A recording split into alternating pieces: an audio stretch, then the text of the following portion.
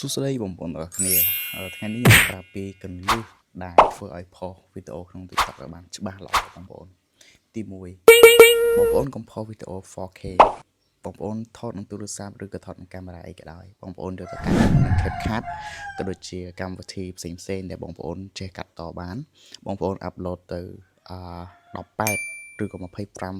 បងប្អូនផុសក្នុង TikTok យកមកផុសក្នុង TikTok វិញវាច្បាស់ជាងហើយ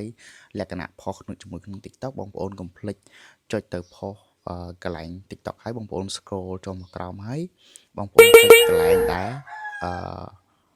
បងប្អូនមើលតាមហ្នឹងទៅហ្នឹងហើយមើលតាមនេះខ្ញុំនឹងដាក់ឲ្យមួយទៀតហើយបន្ទាប់ពីយើងចុចអាហ្នឹងហើយយើងចុចផុសហើយបងប្អូនអាច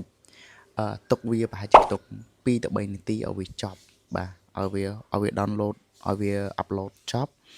ហើយយើងអាច copy link វាបានណាហើយនឹងបងប្អូនចាំចេញពី TikTok អញ្ចឹងវាធ្វើឲ្យវីដេអូរបស់យើងច្បាស់ល្អមែនទែនមិនថាបងប្អូនថតនឹងកាមេរ៉ាអីទេបងប្អូនធ្វើបែបនេះគឺ